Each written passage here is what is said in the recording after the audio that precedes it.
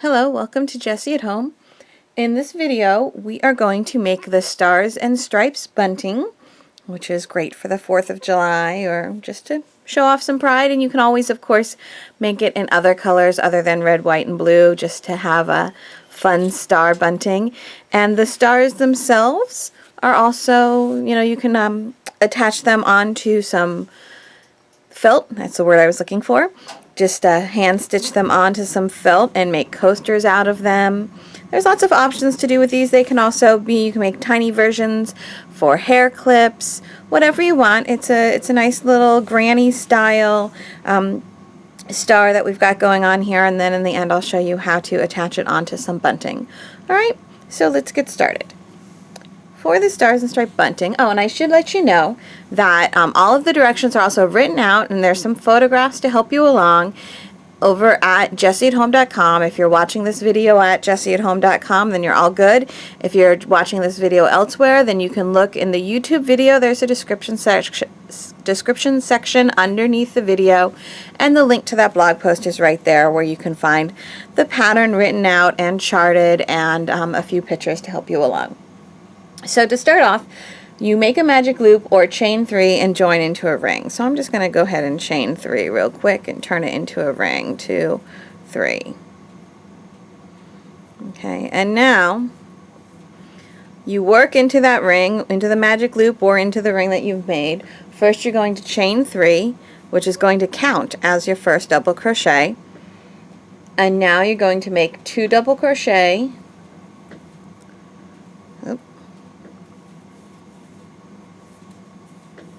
1,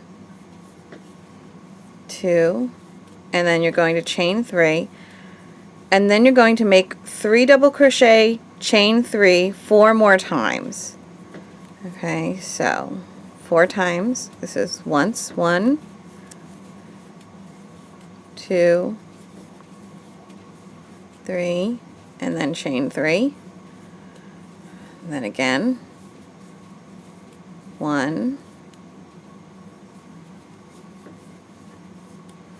2, 3, and then chain 3. You're going to keep going until you've done that 4 times, which will give you 5 sets. Alright, we've done the 3 double crochet, chain 3 5 times. So first there was the chain 3 and the 2 double crochet, chain 3, and then 3 double crochet, chain 3 4 more times, which gives us 5 little sets of little groups of double crochet and 5 little sets of chain 3. Now you join to the slip stitch to the top of the beginning chain 3, which counted as our first double crochet. And now for row 2.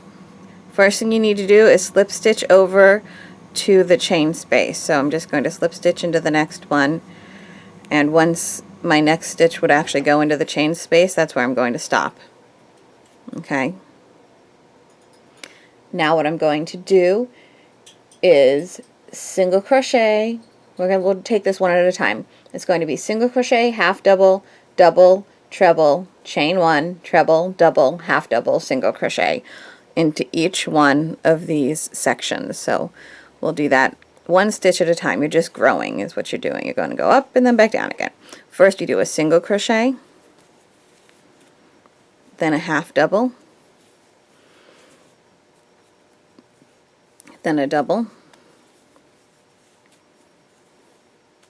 then a treble,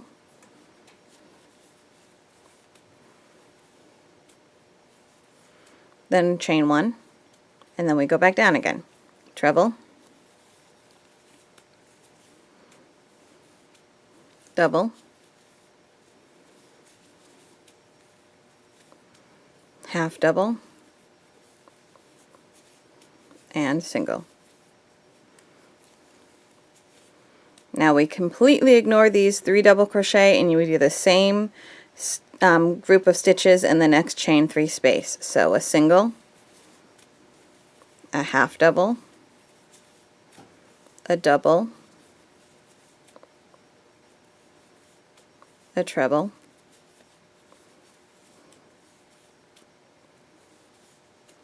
chain 1, and then back down, a treble, a double, a half double, and a single, maybe, and a single. Okay, and you're going to keep doing that in the other 3 as well. Okay, now we've made all 5 of our little star points, and you can see they don't look really pointy yet. They're kind of round. It almost looks more like a flower than a star, but the next round is going to fix that. And to begin with, we slip stitch into the single crochet that started the round. So we're just going to slip stitch into that. And now we're going to make a single crochet into the half double, the double, and the treble. Half double, the double, and the treble. And now we're going to make a single crochet, 2 single crochet, chain 2, 2 single crochet into this chain space. 1, 2 single crochet, chain 2, 2 single crochet. Now we've worked over the chain space, and we've kind of worked over the stitch that actually comes out of the treble that's just to the right of the treble, that loop. We're going to skip that loop, and we're going to go to the stitches to the left of the treble crochet. That is normally called the stitch on the top of the double. So that way it kind of keeps things from tilting, from twisting. Keeps it from having a twist in it, and it keeps everything nice and neat. So now we're going to do 3 more single crochets into the double, the half double, and the next single, and then we're going to skip the next single. Okay, and we're just going to do 3 more single crochets. 1, 2, 3, and then we're going to keep on going in this manner. We're going to do 2 singles, 2 chains, and 2 singles into this space. 1, 2 singles, 2 chains, 1, 2 singles, and then starting here we're going to do 3 more singles. 1, 2, 3, and keep going. I'll show you one more because I know it can be a little confusing. We're skipping the next stitch, and we're going to do 3 single crochet. 1, 2, 3, and then we're going to do 2 singles, 2 chains, 2 singles. 1, 2, 2 chains, 1, 2 more singles, and then starting here we're going to do 3 more singles. 1, 2, 3, keep going all the way around. Okay, I've gone all the way around, and I've gotten back to where I started, and all you do now is you just slip stitch into your first single crochet that you made, and then you're going to clip your yarn, pull through, and weave in all your ends, and you have a star made. You can make this with whatever yarn you want to use and just the coordinating hook. Obviously a larger yarn is going to give you a larger star, a smaller yarn is going to give you a smaller star. For this I'm just using one of the kitchen cotton kind of yarns. I actually got this out of a mill end bag, so I can't tell you for certain which brand it is, but it's just one of these red, white, and blue 100% cotton yarns. That's a worsted weight. You can get in pretty much any craft store out there, and most local yarn shops as well. They're great for making pot holders and such, but you could certainly do this with you know, whatever, like I said, pretty much any yarn you have around. A DK or worsted weight is what I would recommend if you're making buntings, because it'll give you a decent sized star. If you're making a coaster, I definitely would recommend using one of these cotton yarns, just because they will actually absorb any liquid that comes off of your cup if you have, you know, an iced drink in the summer and it gets all that dew on the side of it or whatever. Condensation, not dew. It absorbs better being cotton. All right, so I will come back in a moment and show you how to join these into bunting. Once you have all of your stars made, you can decide what order you want to place them in. And then it's time to make your ribbon for your bunting. Now I like to put a little loop at the end of my bunting so that I have something to kind of hang it off of. So I start off by making a chain of about 20, and again this is going to depend on the what gauge yarn you're using and such. But I do about 20, and then I just join with a slip stitch to form a loop.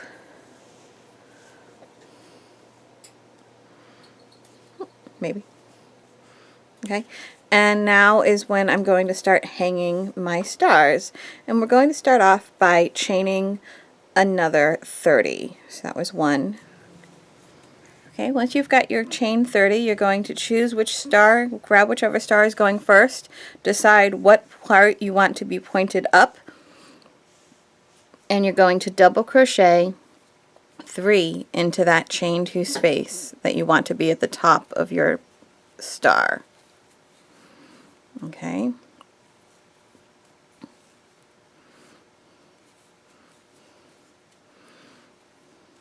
Alright.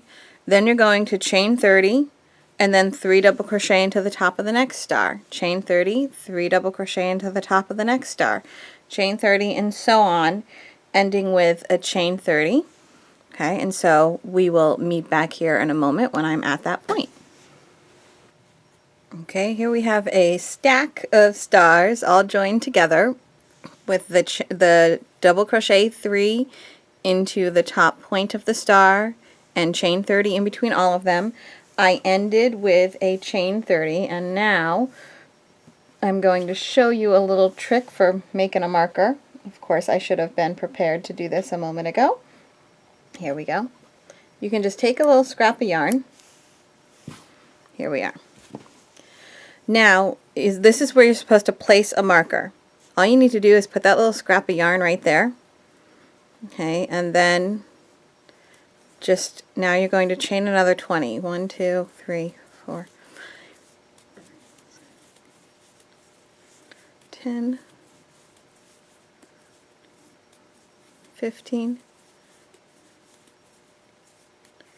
20. Okay. And now you just want to single crochet back where you placed the marker. So just go back to where that marker is and, chain and slip stitch. And that gives you your loop at this end. Okay, my slip stitch was a little loose, but oh well. That gives you the loop at this end. And now all you're going to do is just single crochet into every chain and every double crochet across until you get, for some reason I've suddenly become unable to single crochet. Every chain and every double crochet across until you get to the loop at the other end, which is here. So you're just going to go all the way across. It's going to take a little bit of time until you get to this loop at this end. And then you're going to chain 1 and single crochet back the other way, and just keep doing that until your ribbon is as wide as you want it to be. Chain 1, single crochet, chain 1, single crochet, and you're just not, you're ignoring these loops. You're leaving them free as just these chain stitch loops, and then you just need to weave in your ends and you are done. Alright, so there are pictures of this all completed and everything on that blog post that I told you about that's underneath here.